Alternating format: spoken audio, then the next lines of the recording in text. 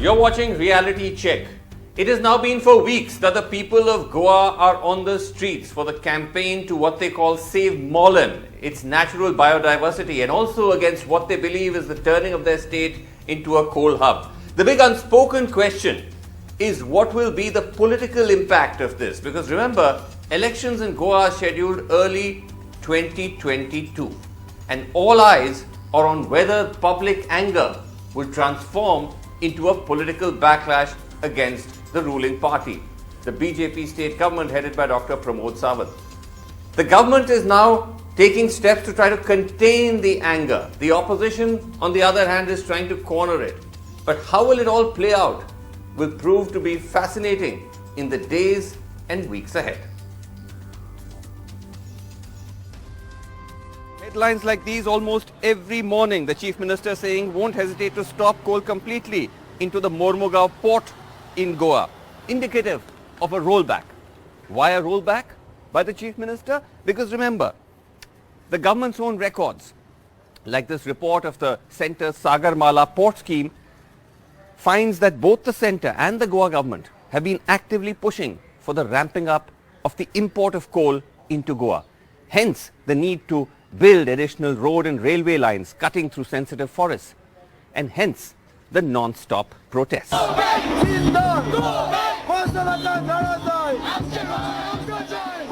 Hence the Chief Minister again and again having to clarify to the local press and to us.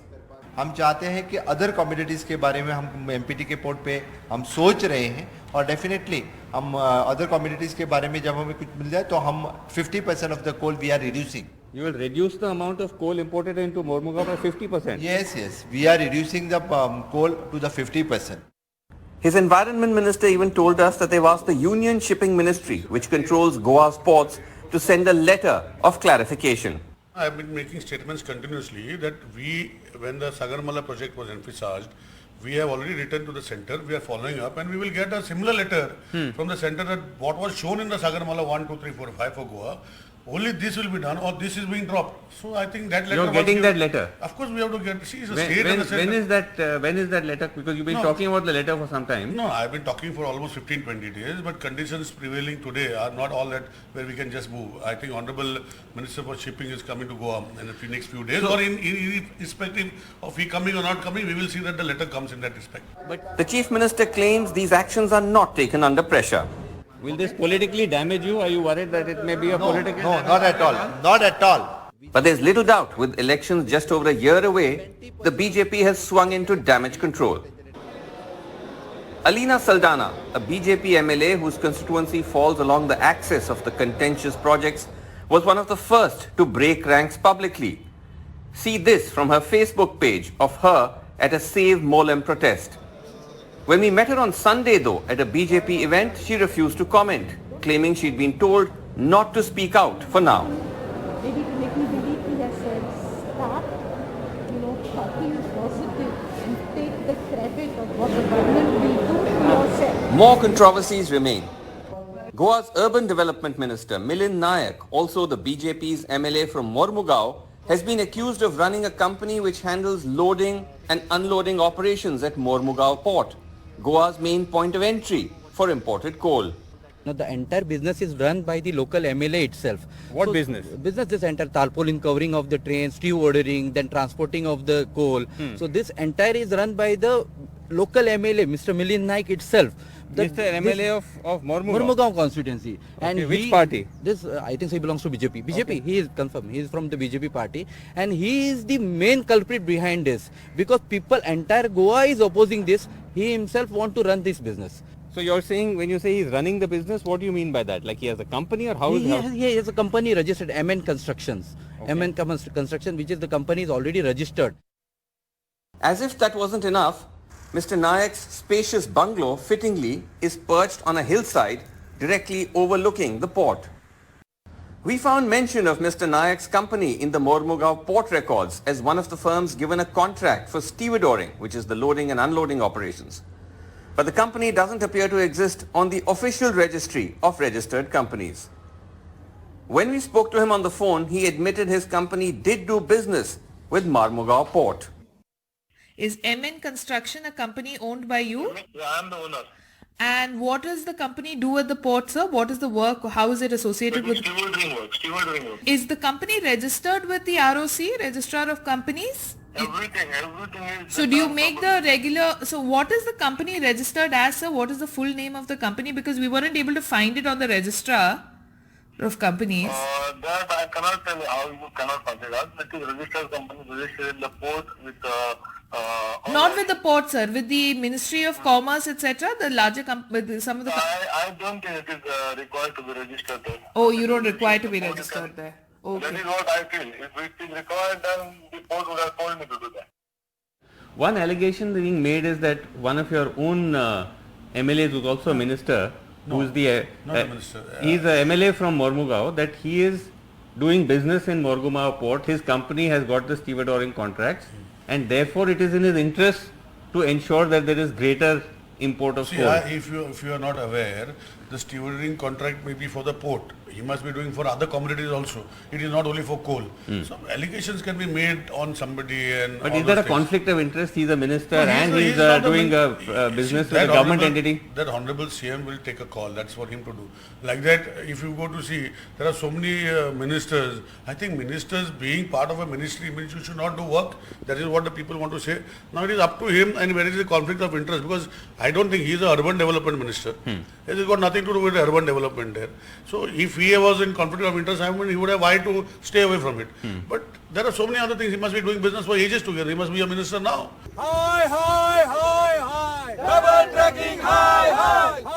These tensions have spurred the largely dormant Congress into life. Here, for instance, is a video tweeted by former Congress Chief Minister Digambar Kamath walking along with the state president in support of the Save Mollem cause. The other emerging player in Goa, the Aam Aadmi Party, has chosen a more cautious approach. Across Goa, giant hoardings of the AAP state president taking on the government, not on Mollem, but on free electricity. Two X factors remain. One, it's not clear whether all of Goa is against these projects. There may be some who may support it.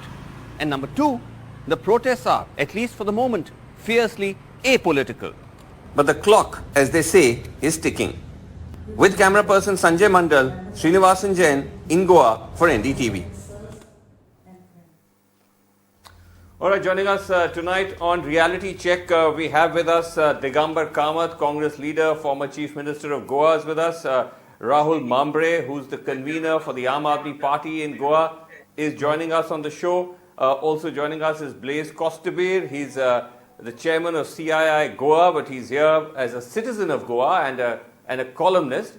And we also hope to have a BJP voice very soon, just getting some link issues on that front sorted out. But let me just start by asking you, Mr. Digambar Kamath, because we saw you there marching and saying, double tracking, high, and you're saying that, there's the only goal is no to coal. But Mr. Kamath, the BJP says that these projects were cleared during the Congress time. So this is now hypocrisy, double standards, political opportunism by you to come out and protest of it. See, Mr. Srinivasan, I had challenged them when the Chief Minister said that these projects were approved during my time. I told them to show me a single document which shows that my approval is there. Chief Minister's sign was there at that time. On the contrary, I have all the documents to prove that. See, my letter dated 9th November to Mr. Jairam Ramesh, the then Environment Minister, who had come to visit Port Trust. I had taken him to the Port Trust. I had taken him to the Sada area. I had taken to various locations where this coal dust was creating problem. And my letter was very clear. I had said that I am therefore to earnestly request your good self to intervene at the earliest in the matter at a personal level and stop the proposed destruction of Goa's touristic resources. Second, okay, so once again, Mr. Kamath, even if you're saying in your time when you were Chief Minister, the Congress government or your government was against this, but is that true of all Congress governments? I actually saw, Pratap Singh Rane, former, again, Congress Chief Minister, quoted as saying that he was in favor of this project. No, I don't think so. He has clarified subsequently. But see, based on my letter to Mr. Jairam Ramesh wrote a letter to Mr. Yes. Vasan. And you can see the letter. I am enclosing Right. a letter that I had just received from CM Goa along with a presentation. I had even given them a presentation that he has made on the adverse impact Right. on ecology by the proposed plans of Mormugao Port Trust. This was a very clear-cut stand Okay. taken by the Goa government. So there Okay, is no question. you claim, okay. You claim, I'm okay, claiming you with claim no documentary question. evidence. On the contrary, we'll- on the contrary, the minutes of the We Board will of come to that. Trustees- We will come to that. Okay. We will come to that in just a second. But Rahul Mambre of Aam Aadmi Party, do you firstly buy the fact that the Congress has a clean conscience on this? And what is the position that Aam Aadmi Party has taken on this? Because you seem to be playing it very under the radar. Why is that? Why are you wary of jumping into these protests? Yeah. So coming to your first question, BJP Congress bashing will not help. I mean, so they're one and the same. They are MLAs from Congress to BJP or vice versa. They jump with ease. So we need to look at it in a perspective for the people of Goa. The party blame game, let them continue it. As far as Aam Aadmi Party is concerned, our voice, our stand has been consistent. The government of Goa has to take up a project which is for the interest of Goa.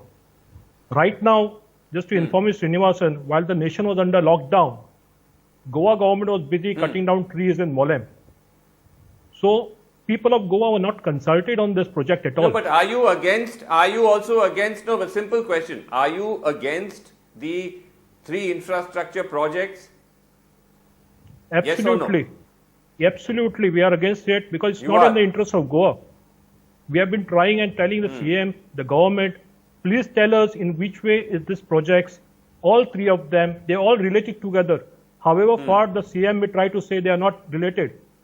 It's a big jigsaw puzzle. If you put it together, it's very evident all 3 projects are interrelated. It's mainly to make Goa into a coal hub.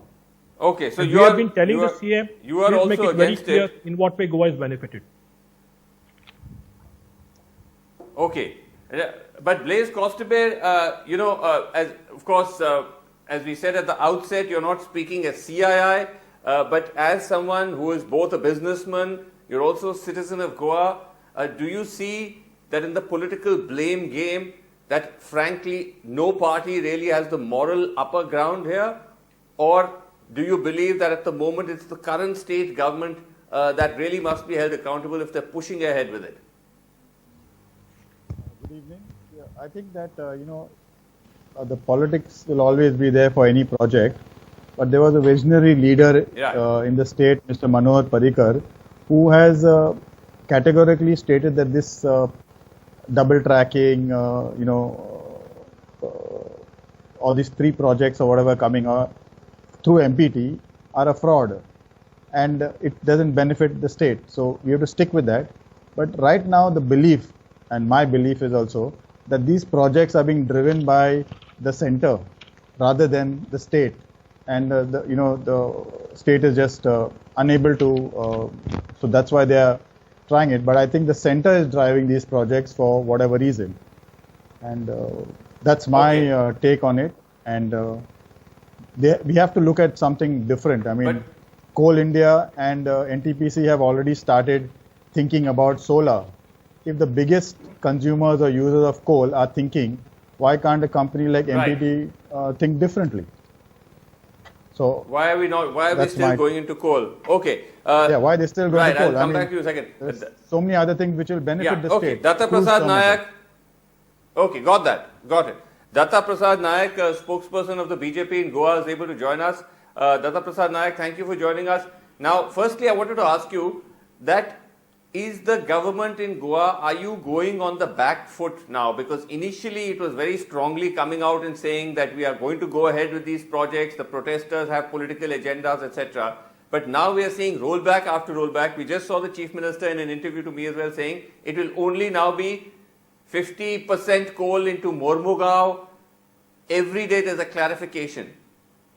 Are you facing the political heat and that's why you're rolling back? Mr. Srinivasan, not at all. Honorable Chief Minister, he has been that it's going to be 15 million ton maximum per year. We really don't know how this 50 million ton funda has come in the picture. And as far as the opposition is concerned, like It's come from the Sagarmala. The 50 million figure has come from a government document. It's the Sagarmala report. That's a scheme of the central government ports. That is what the projection is. Srinivasan, these are all projections. It's not into reality.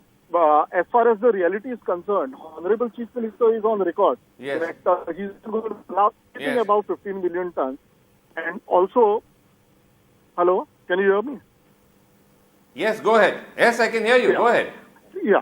And as you rightly said, this being an election year, the opposition is doing nothing but just trying to misguide people.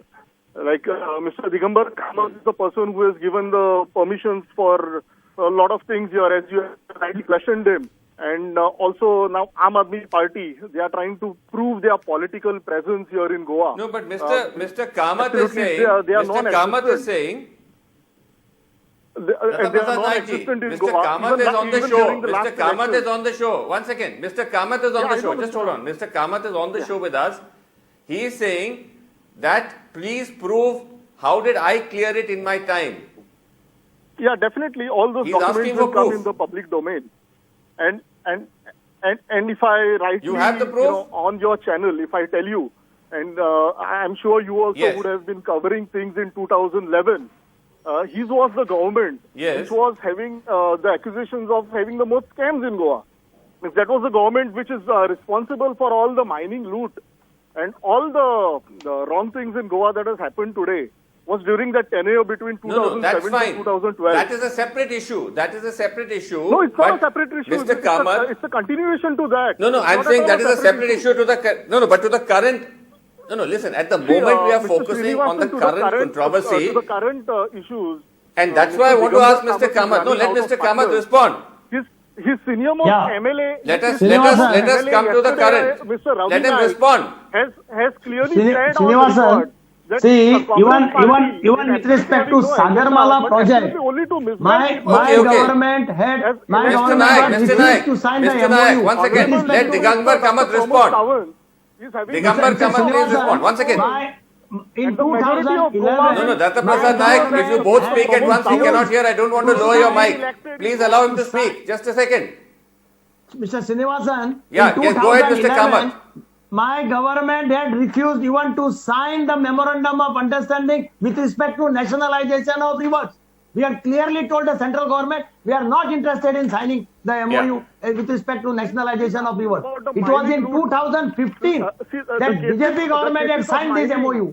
There is a clear document which shows who has written what. One at a time.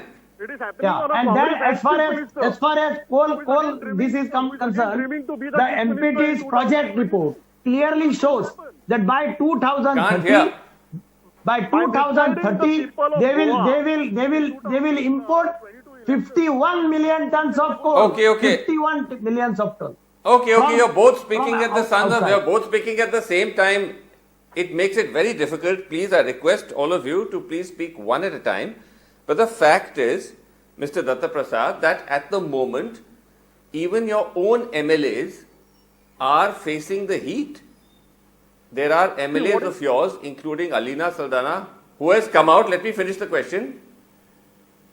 She has come out very strongly saying she is staunchly opposing this project. It may be her view in her constituency, where she feels that, as I have said, Congress is master of misguiding voters, and they use a lot of the media, but this is your own MLA. Social media. But this is your own MLA. Fabricate issues. This is your own MLA. Alina Saldana, but this is your own MLA. Alina Saldana is probably feeling that she'll feel the heat during the elections, but that's not the case.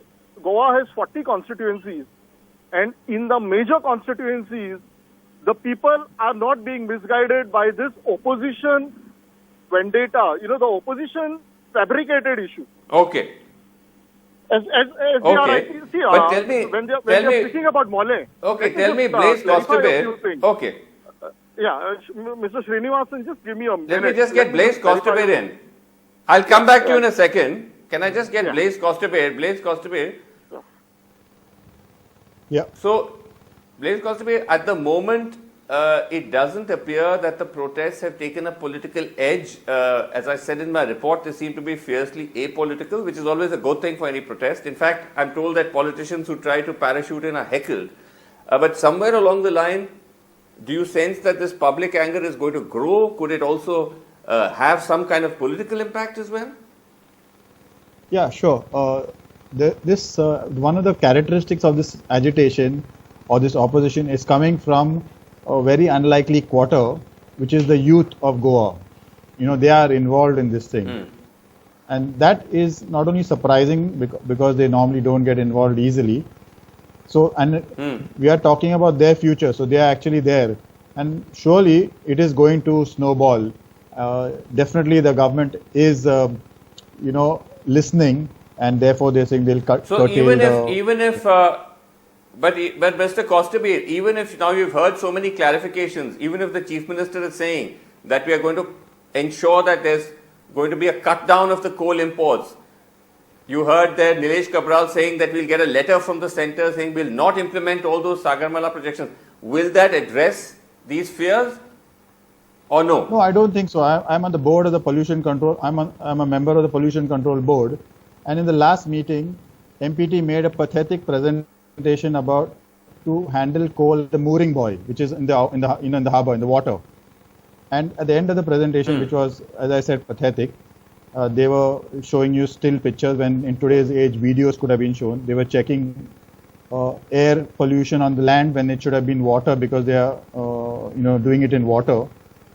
The board decided that we would we'll just defer this because it's not, we'll wait for a bit study. And the next thing I see in the minutes, it's already done. And I objected, which I had no. See, what happens is that ultimately what's on the ground, and this is where the trust deficit comes up. So you say one thing, but other arms of the government are not working in the same way. So that's where people are, or that's where everybody has an issue, is that yes, they want to do it, but it's not happening across the board. Okay, but tell me frankly, Rahul Mambre of the Aam Aadmi Party, is the Aam Aadmi Party looking for straws because you really don't have that kind of presence in Goa? We saw the big hoardings of you all over on this free electricity. Now you're trying to piggyback onto these Save Molam protests. But is this all realistic? So I beg to differ. We are not trying to piggyback. It's completely a civil society activity which started around 3 or 4 months back. In fact, on the 1st of November, we know we have all this pandemic and all. Thousands of people gathered at Molam in the midnight with candlelight vigil. So it's completely a people's driven movement.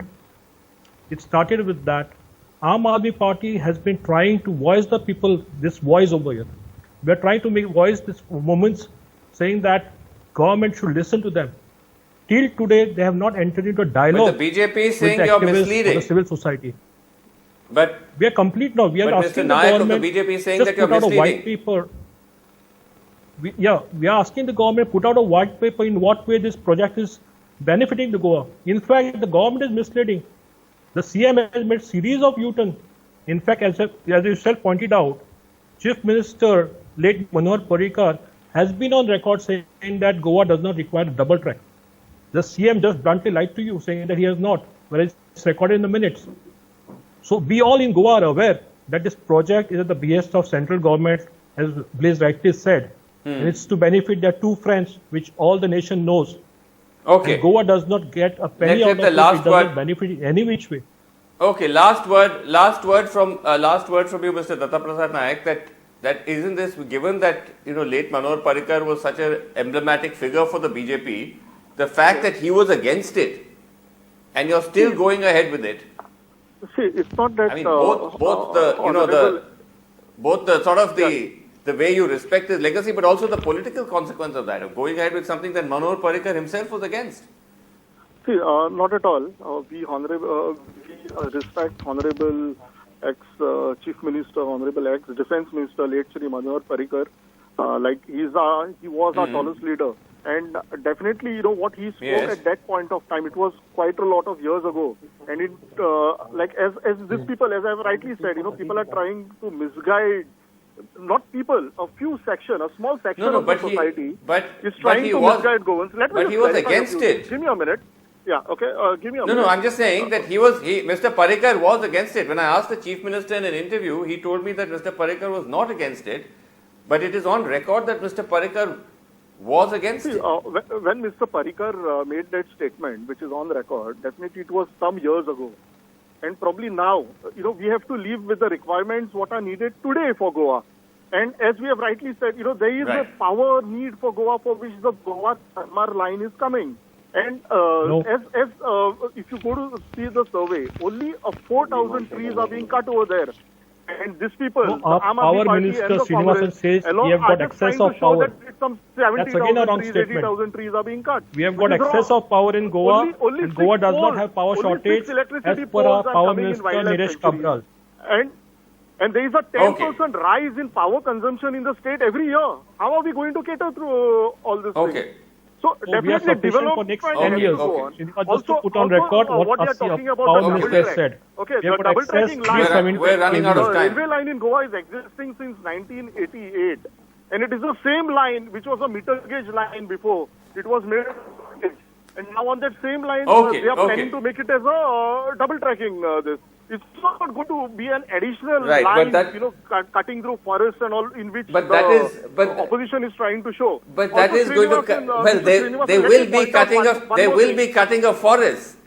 Even if you're double tracking, they will be cutting a forest. We're completely out of time here, by the way.